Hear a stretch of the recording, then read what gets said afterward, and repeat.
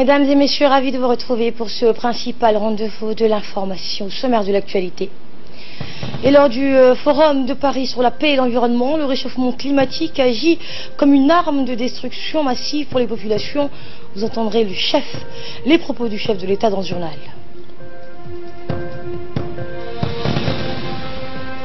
Et les forces israéliennes d'occupation ont assassiné 7 Palestiniens dans la bande de Gaza lors d'un raid clandestin visant un commandant du Hamas.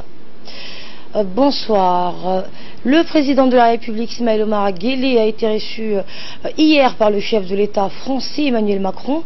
L'entretien entre les deux hommes ont porté sur les relations d'amitié et de coopération liant les deux pays. Le chef de l'État s'est rendu en France pour participer, on le rappelle, aux cérémonies marquant la célébration du centenaire de la fin de la Première Guerre mondiale, le 11 novembre 1918.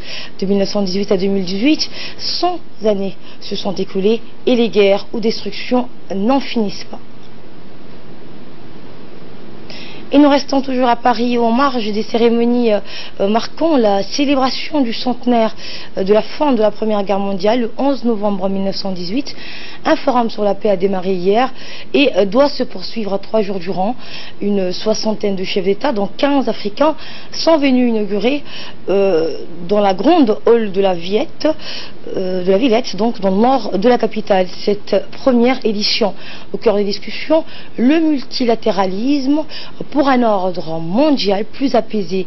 Une idée écornée par plusieurs chefs d'État africains. Plusieurs chefs d'État africains ont dénoncé hier un multilatéralisme à 2 poids et 2 mesures.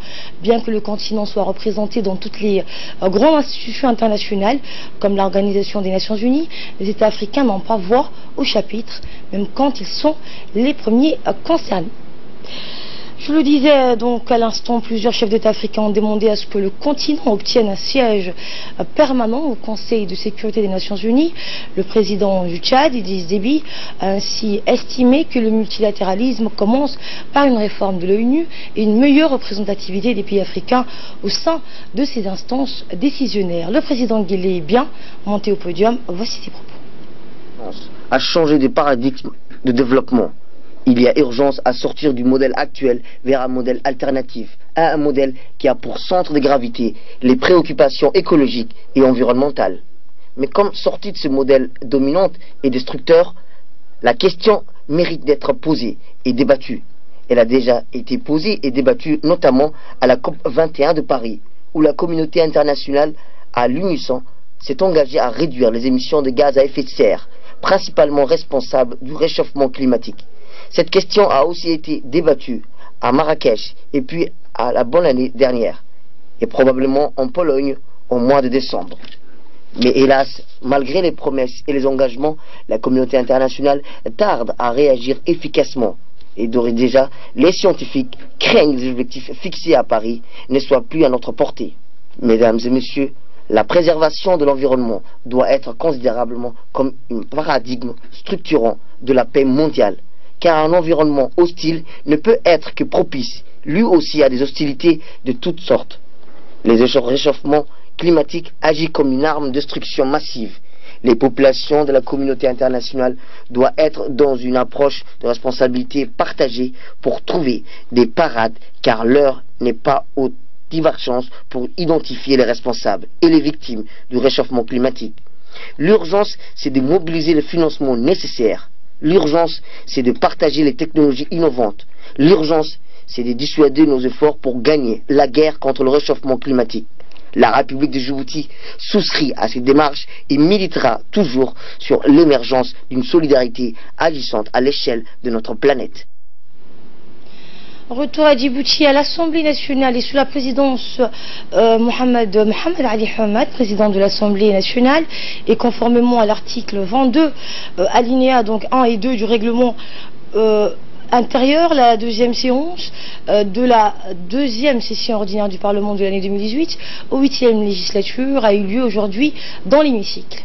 Cette séance qui a vu la participation du Premier ministre Abdelkader Kamel Mohamed, des membres du gouvernement et de l'ensemble des parlementaires, avait pour ordre du jour l'examen de 2 projets de loi admis, à savoir le projet de loi portant modification l'organisation du ministère de l'Éducation nationale et de la formation professionnelle et le projet de loi donc portant modification partielle de la loi portant organisation du ministère de l'Éducation nationale et de la formation professionnelle.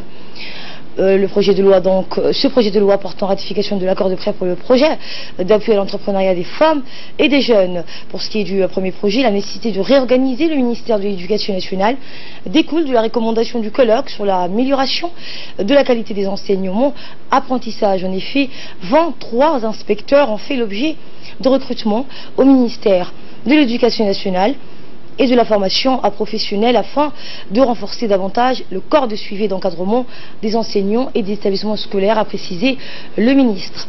S'agissant du second projet de loi, l'objectif du projet consiste à améliorer les opportunités économiques pour les entrepreneurs ciblés. Il consiste à stimuler la création d'entreprises nouvelles et performantes et surtout à améliorer à court ou moyen terme l'employabilité des jeunes et des femmes qui pourront se lancer dans la création des micro-PME et des PMI. Suivons à présent les questions des parlementaires ainsi que les réponses des membres du gouvernement. Les enseignants docteurs de l'enseignement moyen et secondaire se multiplient. N'est-il pas prévu une réforme pour régulariser leur situation salariale et professionnelle? Merci beaucoup. Ce présent projet, qui est sous forme de prêt, parce que nous avons fait appel aux institutions multilatérales, pourquoi ne pas chercher plutôt dans le domaine bilatéral? Quelle est la stratégie que compte mettre en œuvre votre département pour identifier, cibler et sélectionner les futurs promoteurs des projets de création d'entreprises, qu'il s'agisse de jeunes et de femmes? Comment créer une véritable synergie entre les activités du Centre de leadership et de l'entrepreneuriat et les autres institutions nationales déjà engagées dans ce domaine? Est-il prévu que le futur promoteur des projets d'entreprise, une fois obtenu le financement nécessaire, apporteront leur contribution au remboursement du prêt de 15 millions de dollars, ou bien le remboursement de ces prêts incombe la seule responsabilité de l'État? L'introduction de ce corps unique nous a permis de résoudre déjà un premier problème, parce que aujourd'hui nous avons de plus en plus des instituteurs dans les écoles primaires, nous avons également dans les collèges qui sont docteurs, qui ont un master 2, mais malheureusement qui continuent à toucher les salaires d'un instituteur. Et donc ce que nous faisons régulièrement, nous essayons déjà par ces principes, par ces mécanismes d'introduction du corps unique où à la base l'enseignant recruté en licence, donc ce que nous allons faire au fur et à mesure, nous allons absorber et les introduire dans ce corps unique pour qu'ils puissent donc toucher bien sûr déjà le salaire d'un licencié ou d'un master 2. Ce projet sera autonome à 70% dans les 5 années à venir. Je vous dis, ce projet va s'autofinancer à 70%. Et quand je dis ça, ce n'est pas les ministres seulement qui parlent, c'est mon expérience de 30 années d'homme d'affaires qui parle aujourd'hui. J'aimerais bien,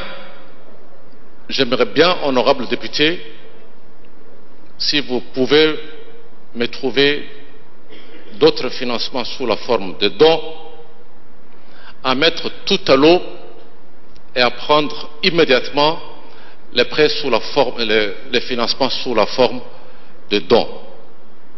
Je vous garantis, je prendrai volontiers des financements sous la forme de dons. Je vous remercie donc pour l'intérêt que vous avez porté sur ces deux projets et j'admire aussi la participation active de nos parlementaires et je vous invite à rester sur cet élan et se préparer pour la prochaine séance donc des questions au gouvernement. Sur ce, la séance est levée. Le Premier ministre et chef du gouvernement par intérim Abdel Kamil Mohamed a reçu une délégation des maires et responsables des capitales des villes islamiques. Cette délégation a été introduite dans les bureaux du Premier ministre par la maire de la ville de Djibouti, Mme Fatouma Awali Ousmane. La délégation comprenait notamment le secrétaire général de l'association des maires des capitales islamiques, le maire de la ville d'Islamabad, ainsi que le maire de la capitale de la Jordanie, Amman.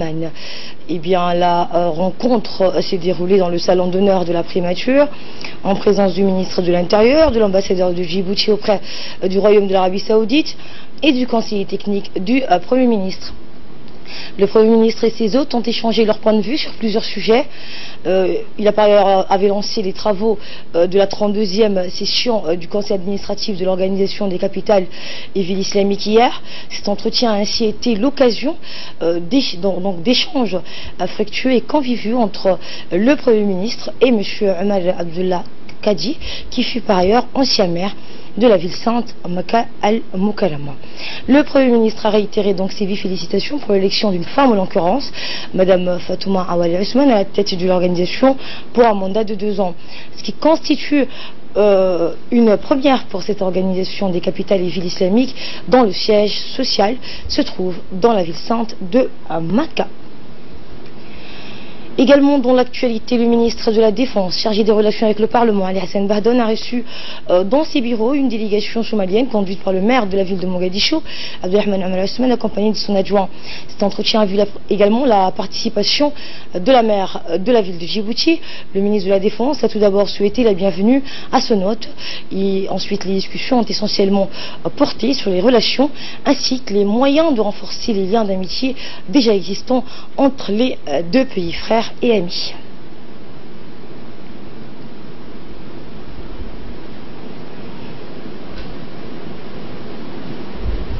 Et par la suite, le général de corps d'armée Zakaria Cheikh Ibrahim, chef d'état-major général des armées, a reçu également aujourd'hui dans son bureau à l'état-major général des armées le nouveau maire de la ville de Mogadiscio, capitale de la Somalie, Abdelrahman Abi Ousmane. Le maire de la ville de Mogadiscio conduisait une délégation composée de son maire adjoint, le nouvel ambassadeur de la Somalie nouvellement accrédité à Djibouti et de son chef de cabinet. Le maire de la ville de Mogadiscio séjourne à Djibouti pour participer aux travaux du 32e sommet du conseil d'administration de l'organisation des capitales et villes islamiques qui se déroule du 11 au 12, donc des travaux qui se sont clôturés aujourd'hui. Le maire de la ville de Mogadiscio a été introduit au chef d'état-major général des armées par la maire de la ville de Djibouti, Fatouma Awali Ousmane. Ce dernier s'est dit ravi et honoré d'avoir pu rencontrer ce jour le général de corps d'armée Zakaria Cheikh Ibrahim.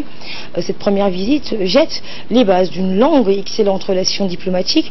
Il a par la suite remercié le président de la République, Ismaël Omar Guelleh, chef du gouvernement et chef suprême des armées, de son implication dans le rétablissement et le maintien de la paix en Somalie. Il est à rappeler que 2 contingents au nombre de 2000 militaires sont actuellement déployés en Somalie sous la bannière de la MISOM dans le secteur 4 commandé par le colonel Mohamed Barkhad Aden. Monsieur Abdelrahman Abi Ousmane a souligné le caractère ultime de sacrifice que démontrent nos valeureux soldats en offrant leur vie au nom de la paix en Somalie.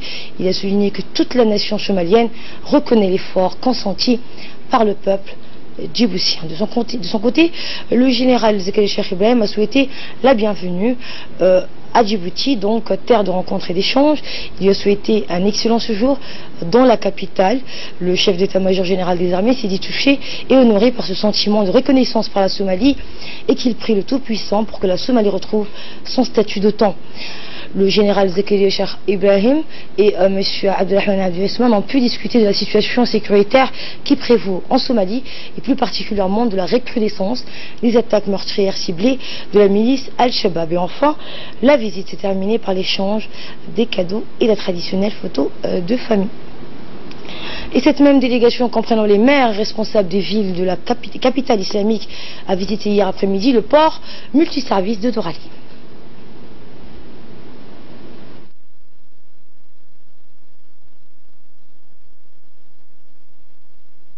Eh bien, la délégation était accompagné toujours par la maire de la ville de Djibouti et de ses proches collaborateurs ainsi que d'autres responsables. La délégation comprenait le secrétaire général donc, de l'organisation des villes et capitales islamiques et de nombreux autres responsables.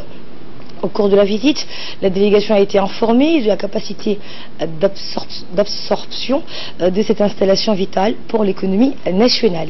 Il convient de noter que le président de la République a inauguré officiellement le Doralé Multipurpose Port en mai 2017. Cette initiative s'inscrit dans le cadre des efforts visant à faire de notre pays un hub économique pour les entreprises, le commerce et la finance. Et dans une interview accordée à Télé Djibouti, le maire de Mogadiscio a salué les efforts inlassables déployés par la maire de la ville de Djibouti pour le succès de la 32e session du conseil d'administration de l'organisation des capitales et villes islamiques tenue à Djibouti, et ce pour une première avec la participation des présidents et maires des villes islamiques. Également dans l'actualité, une conférence des travailleurs opérant dans les infrastructures portuaires et les sociétés logistiques reliées au transport maritime s'est ouverte ce matin au Palais du Peuple. Cette rencontre a été organisée par l'Union générale des travailleurs djiboutiens du GTD en partenariat avec la Fédération syndicale mondiale. Des responsables de ces secteurs dans les dockers en préparent cette conférence qui intéresse aussi bien les ports des pays africains que ceux de la Méditerranée. Au total, 35 délégués venant de 14 pays africains et des ports limitrophes du Golfe arabique et de la mer Méditerranée participent aux travaux de cette conférence qui doit durer 2 jours. Cette rencontre s'inscrit donc dans le cadre de l'amélioration des conditions économiques et sociales des travailleurs et des dockers. Elle vise à renforcer le cadre interportuaire à travers des rencontres par la mise en place des politiques adéquates afin d'atteindre les objectifs recherchés. Il s'agit surtout d'œuvrer pour la sécurité de tous les travailleurs des ports et de lutter pour des salaires et des conditions de travail décents. C'est pourquoi plusieurs thématiques ont été à l'ordre du jour de cette conférence et notamment comprendre dans un premier temps l'évolution de la main-d'œuvre des dockers djiboutiens de 1967 à nos jours et de mesurer les avancées enregistrées ou proposer les ajustements nécessaires. La protection et la sécurité sociale des dockers ainsi que leur formation étaient au centre des débats. C'est pour ça que les ports sont un élément clé pour l'activité de ce pays. Et on sait que 70% de l'activité économique c'est dû au port de Djibouti. Et pour plus de précisions sur ce séminaire, écoutons un extrait de l'intervention du directeur du DMP, M. Wahib Daher. En effet, d'un seul port polyvalent, on est passé à plus de 5 ports spécialisés, chacun dans son domaine. Bien sûr, lorsqu'on développe les infrastructures, il faut aussi développer l'élément clé de la performance, qu'est le travailleur ou le docker. Une réforme profonde a été entreprise pour la professionnalisation des dockers. La mise en place du paiement individualisé a été faite. Le renforcement de la couverture sociale a été aussi réalisé. La mise en place d'un centre de formation qui permettra à terme à nos employés, surtout aux travailleurs au docker, d'acquérir les connaissances nécessaires à leur activité. Ce travail de fond qui a été réalisé commence à réellement donner ses fruits. En effet, nous sommes fiers de dire que le port de Djibouti est l'un des plus performants grâce à ses travailleurs et à ses dockers dans toute l'Afrique. Écoutons à présent le mot du secrétaire général de l'Union générale des travailleurs, djiboutien du JTD. Pour qu'il y ait une productivité de l'entreprise, il faut que les travailleurs soient dans des conditions de travail avec une bonne protection sociale et une installation et à son fonctionnement, le comité d'hygiène et de santé, une formation adéquate et également des respects des droits des travailleurs conformément aux normes internationales de l'OIT. Les 2 journées avec nos experts nous permettront une réflexion approfondie sur des différents thèmes et un échange de nos différentes expériences et les recommandations issues des travaux seront examinées et appliquées par nos pays respectifs. Chers camarades, comme vous le savez, la formation syndicale est indispensable.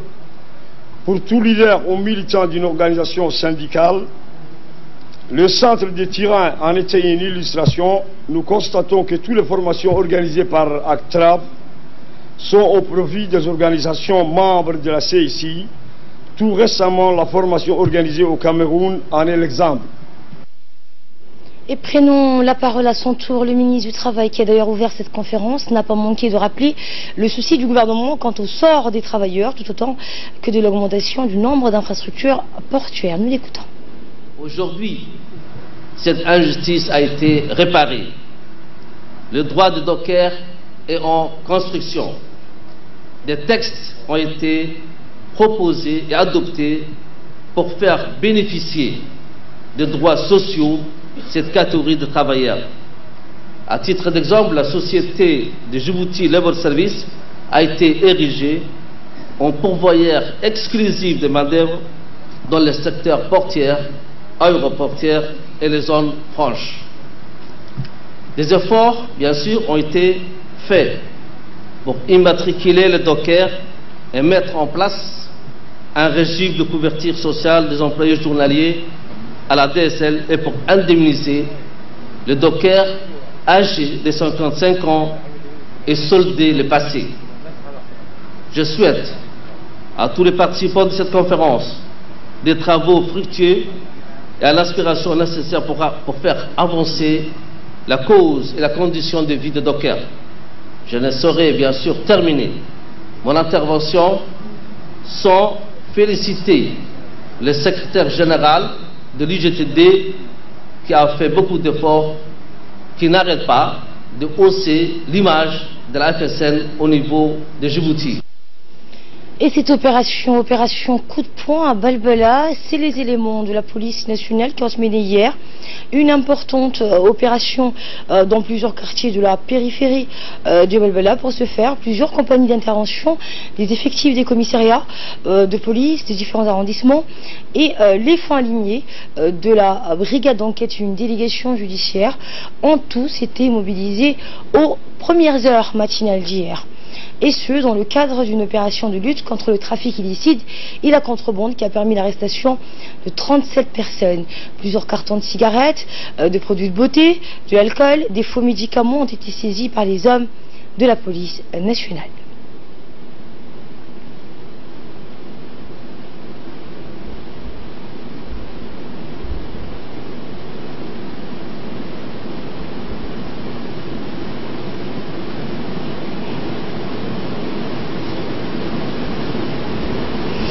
Et dans une déclaration faite par le capitaine Abdelkarim Ahmed Assoui, qui est à la tête de la brigade d'enquête et de délégation judiciaire, revient sur la descente opérée par les policiers dans diverses zones de Balbala. On l'écoute. Dans le cadre de la lutte contre le trafic illicite et la contrebande, la police nationale a entrepris de vastes opérations visant à mettre un coup d'arrêt face à ces phénomènes. Nous avons mené aujourd'hui la brigade d'enquête et de délégation judiciaire, les différents arrondissements de la capitale et ceux de la banlieue de Balbala ont mené aujourd'hui conjointement avec les compagnies d'intervention de la police nationale une opération d'envergure visant à mener des opérations sur les différents sites qui ont été identifiés durant les quelques jours de recherche que nous avons fait. L'opération a été couronnée de succès et nous avons saisi aujourd'hui plus de 45 cartons de cigarettes de contrebande, plusieurs cartons de bière et de vin. Nous avons aussi saisi des produits tels que les dermovates et des comprimés qui ont été introduits d'une manière clandestine sur le territoire national. Dans le reste de l'actualité, une cérémonie de remise de diplôme à la dernière promotion d'officier de la police judiciaire s'est tenue ce matin au sein de la caserne Capitaine Hamadou. La cérémonie a été co-présidée par le colonel Zakaria Hassan, chef d'état-major de la gendarmerie nationale, et le procureur général Jamal Suleiman Adi. Plusieurs autorités civiles et militaires ont participé à cette cérémonie, dont le général de corps d'armée, Zakaria Cheikh Ibrahim, chef d'état-major des armées, le directeur de la sécurité nationale, Hassan Saïd Khaleh, ainsi que le procureur de la République, Aïd Ahmed Ibrahim et ses substituts. Cette formation d'officier de police judiciaire a duré 2 années, de 2016 à 2018, et a été sanctionnée par un examen final dont seulement 8 stagiaires ont réussi à obtenir leur diplôme et leurs insignes d'OPJ des mains du colonel Zakaria Hassan Aden et des officiels présents, ainsi que les 8 stagiaires ont été élevés au grade supérieur. Cette cérémonie a aussi été l'occasion de féliciter le chef Youssouf Bouha Ali, commandant de la brigade Djibouti Nord, qui a fait preuve d'un acte de bravoure et de courage dans la journée du 10 octobre 2018 vers 8 h, en plongeant spontanément dans la mer pour porter secours à une jeune femme piégée dans son véhicule qui a basculé dans la mer en évitant un camion. Ce véhicule s'est retrouvé 3 mètres sous l'eau et ce gendarme, faisant preuve de sens du devoir et de professionnalisme, a plongé sans tarder pour extraire la jeune fille de son véhicule, la sauvant ainsi d'une noyade assurée. Ce sous-officier a été décoré de la médaille de vaillance avec l'étoile d'argent et l'avancement au grade supérieur qui lui ont été remis par le directeur de la sécurité nationale, Hassan Saïd Khaleh, et félicité par le général de corps d'armée, chef d'état-major des armées. Enfin, la cérémonie a été clôturée par la traditionnelle photo de famille. Écoutez le procureur général Jamal Suleiman Adi qui a félicité les nouveaux OPJ. Colonel, c'est devenu un rituel, mais c'est plus qu'un rituel pour nous magistrats d'être à vos côtés à chaque fois qu'il s'agit de décorer, de récompenser des officiers de la police judiciaire qui, au terme d'une formation, je tiens à le dire, exemplaire de 2 ans, ont su aboutir à se qualifier et avoir le César pour être un partenaire de l'institution judiciaire. Mon colonel, et je tiens à vous transmettre l'admiration, la reconnaissance et les félicitations de l'institution judiciaire que je représente, la formation des OPJ de la gendarmerie nationale est à la fois un modèle de rigueur et de sérieux. Je voudrais vous féliciter. Je voudrais aussi féliciter le formateur de la gendarmerie nationale et parmi eux, en premier lieu, l'adjudant-chef Lefebvre. Et prenant la parole à son tour, le colonel Zakaria Hassan Aden, chef d'état-major de la gendarmerie nationale, a dans son intervention félicité, vous l'entendrez, les 8 nouveaux OPJ et instruits de faire preuve de sérieux et de professionnalisme. Je voudrais dire aux stagiaires, c'est-à-dire aux nouveaux diplômés, l'obtention des diplômes de PJ et l'habilitation qui vous a accordée par le procureur général vous permettront d'exercer des pouvoirs immenses que vous confère la loi dans le cadre de la procédure pénale. Et cela vous permettra bien sûr de perquisitionner, de saisir tous les actes qu'il faudrait pour mener l'enquête à bon escient. Donc j'exhorte chacun parmi vous à vous approprier les valeurs et l'éthique du gendarme enquêteur et d'utiliser à bon escient les pouvoirs attachés à cette qualification. On voudrait également profiter de cette opportunité pour distinguer un gendarme, l'ami del chef Youssouf Bouha Ali, commandant de la brigade de Djibouti Nord, qui a fait preuve d'un acte de bravoure, de courage et un sens du devoir. Ce gendarme, en effet, en passage à la route de Venise, a pu voir des badauds fixant la mer. Il s'est demandé ce qui se passait, et là il a vu un véhicule qui s'enfonçait de l'eau, à bord duquel se trouvait une conductrice. C'est là où il a décidé de plonger dans l'eau pour sauver la femme qui était à bord de ce véhicule, bien sûr au mépris de sa vie, parce que le véhicule a continué tout en plongeant à 3 mètres au fond de la mer. Et il l'a sauvée.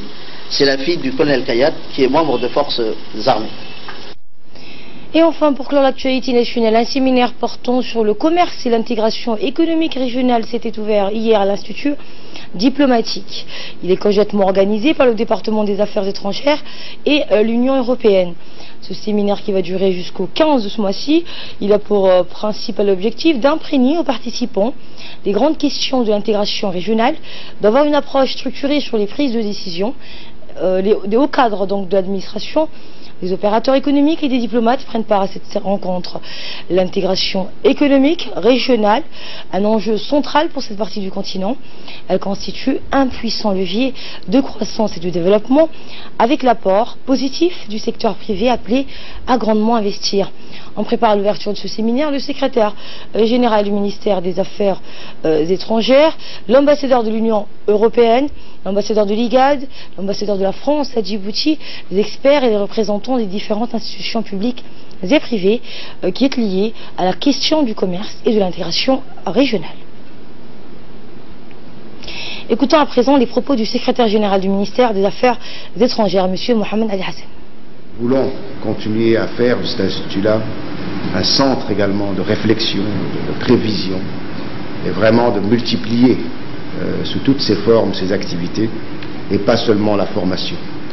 Mais en soi, c'est déjà un très bon début, et nous vous remercions, vous et tous les partenaires qui, à chaque initiative que nous prenons, exprimer votre disponibilité vraiment à être à nos côtés pour faire en sorte que ces programmes-là se réalisent. L'actualité régionale à présent au Yémen, des combats particulièrement meurtriers font rage à Hodeidah, la grande ville de la côte occidentale du Yémen, lancée qu'au moins 110 rebelles, 32 loyalistes et 7 civils ont été tués en 24 heures dans les combats pour contrôler la ville. Samata Saïd, bonsoir. Bonsoir Asma. Qu'en est-il alors?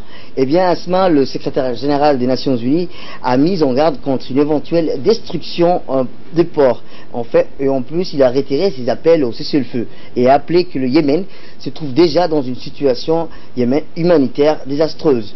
L'offensive Asma des forces pro-gouvernementales sur Hodeidah a été lancée, rappelons-le, en juin, mais elle s'est nettement intensifiée depuis le 1er novembre. Washington et Londres accentuent la pression sur l'Arabie Saoudite pour que la coalition Asma qu'elle commande dans ces pays cesse rapidement les hostilités. Et à l'étranger, cette fois, les forces israéliennes d'occupation ont assassiné 7 Palestiniens dans la bande de Gaza lors d'un raid clandestin visant un commando du Hamas et par des frappes aériennes qui ont permis au commandant de se réfugier en voiture en Israël. Eh bien oui Asma, c'est un responsable du Hamas. L'organisation en charge de la bande de Gaza a déclaré que le commandant des forces spéciales israéliennes s'était infiltré dans un véhicule civil à proximité de la ville de Khan Younis, dans le sud du pays. Nour Baraka, un commandant imminent des brigades Al-Qassam de la branche armée du Hamas, résistant islamique, figurant parmi les victimes de l'attaque. Cette opération terrestre à l'intérieur de la bande de Gaza, Asma, est rare et va probablement renforcer considérablement les tensions. Selon des témoins, lors de la poursuite, un avion israélien a tiré 40 missiles dans la zone et l'incident s'est produit faisant au moins 4 morts. En tout, un retour d'Israël à une politique d'assassinat ciblé visant des différents commandants du Hamas tactique et peu abandonné ces dernières années, pourrait considérablement aggraver les tensions le long de la clôture de la séparation. Depuis le début des manifestants de la grande marche du retour, le 30 mars dernier, rappelons-le, 200 Palestiniens ont été assassinés et des milliers d'autres blessés par des troupes israéliennes d'occupation déployées à l'autre côté de la clôture, Asma. Et on fait le point avec vous également avec cet autre drame, cette fois au Brésil, où le bilan du glissement du terrain à Rio de Janeiro s'élève maintenant à 14 morts. Et oui Asma, alors que les sauveteurs continuent de récupérer des corps enterrés sous la boue, ont déclaré, les sauveteurs ont réussi à extraire 11 personnes en vie, ont annoncé les responsables de la défense civile. On compte Asma 3 mineurs, 2 personnes âgées parmi les morts, comme vous le voyez sur ces images. Un énorme rocher a été délogé par les fortes pluies des derniers jours, écrasant au moins 9 maisons où se trouvaient les victimes. Environ Asma 200 pompiers et agents de la protection civile s'efforcent de dégager les débris. Merci à vous pour ces explications. Fin de ce journal. Merci également à vous de l'avoir suivi.